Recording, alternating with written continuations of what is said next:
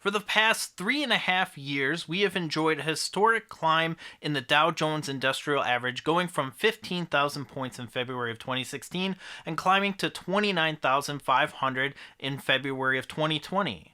But now all of that is changing, and as of the writing of this video, the stock market will have dropped below 19,000 for the first time since 2016, leading the United States into a recession.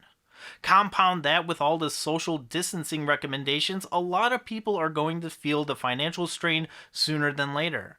But the real question on everybody's mind is, how is this going to affect retro video game prices? Welcome to Retronomics, the series that evaluates price trends in video games. Now, previously, I had discussed whether or not there was a video game bubble, and in that video, I theorized that if there was a recession in the same magnitude as 2008, you might see a lot of people offload their video games in an attempt to keep their heads above water. We are currently shelter in place here in Chicago, so I don't see a mad dash to unload any video games right now versus a month prior.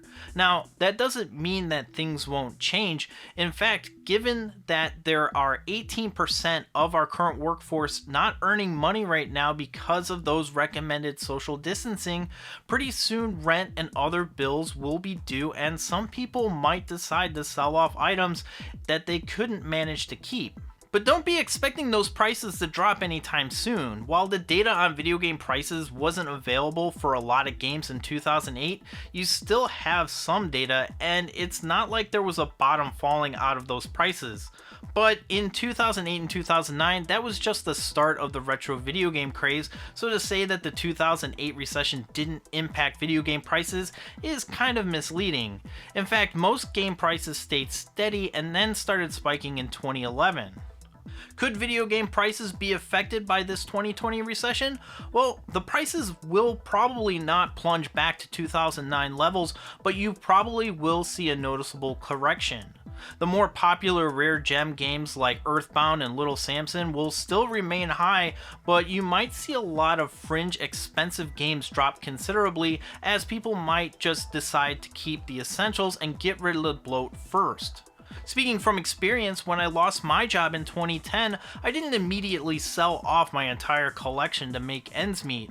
In addition to cutting unnecessary expenses like coffee and going out to eat, I just sold off most of my duplicates and games that I knew I wasn't going to play again. Also, some games that I got rid of were ones that if I wanted to, I could buy again when times got better. If anything, you'll see the game collecting scene accelerate to where it was already going, back to a fringe group of people enjoying their collections and not people getting into it just because they think games will hold value in the future.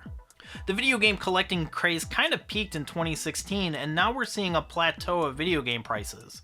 This recession will probably normalize prices, and the interest from investors will die off completely. Especially when we're seeing major game conventions be canceled. Midwest Gaming Classic, which was supposed to happen the weekend of April 3rd, was canceled. And also there was news that just broke that Portland Retro Gaming Expo was canceled as well. So we'll probably see too many games be canceled in the near future. Those are big markets for video game collecting, and seeing those kind of drop off, we might see video game prices stagnate, as those are usually indicators of what is selling and what isn't. With the social distancing recommendations probably going to stay in place for the next 3 or 4 weeks, I really think that you're going to see a lot of people hold on to those pieces of entertainment to keep them busy as restrictions continue to tighten.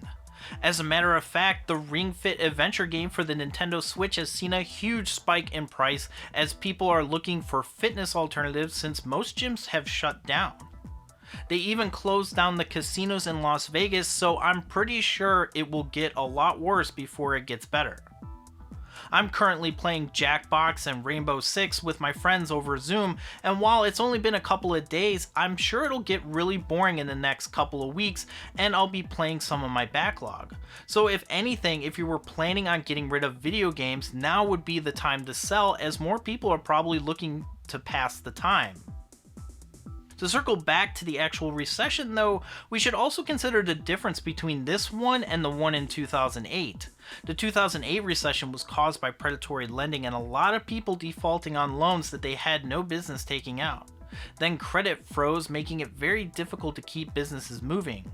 When you have a mortgage that you can't afford and then need to sell it, but people can't buy because they can't get a loan, you're probably going to foreclose and you will have to only take what you can carry along with you. We should definitely take this 2020 recession seriously, but I don't think that it'll affect people in the way that 2008 affected people. The cause of this recession is because a lot of people are forced to be indoors, and 18% of the workforce is out of work. However, the government is appearing to react a lot quicker than they did in 2008. The issue with 2008 was that it occurred at the end of the year where the president was on his way out. 2020 is at the top of the year and the current president and key government officials are seeking re-election, so it's in their best interest to do anything that they can to get re-elected and bolster the economy, including getting the government to send some money to Americans and help out small businesses, since not a lot of people can go outside and spend or make money. You're going to see a lot of small businesses being hit the most by this crisis, and if you enjoy a local video game store, I hope that you can help them out so that they stick around. See if they can offer gift cards or even curbside pickup. I know that there's a comic book store in our area, and since we're all sheltered in place, they're offering delivery and pickup if you live within a 5-mile radius. So that's something to consider if you can afford it. I'll keep an eye on prices, but I don't think that you'll see a dramatic sell-off anytime soon. I'm still selling off a couple of things to prepare a move into our new place. So let me know what you think in those comments below. Is this time to buy a ton, or are you going to sell it all off, or keep it to the bitter end? If you like this video, give it a like and share it on social media with those who might find it interesting. If you're new here, I have other retronomic topics for you to check out, like how Metal Jesus Rocks affects video game prices, and in addition to retronomics, I talk about video game collecting topics. The most recent video, I talk about slimming down my collection. Also, I have a series that's called Local Pixels that features Chicago's contribution to gaming, so if you want to check that out, I have a video on the Chicago Board Game Cafe made by the Cards Against Humanity folks, with more episodes on the way. So if that's something that you're interested in, consider subscribing for future content. Thanks so much for watching. I'm Super Nicktendo, and I'll see you next time.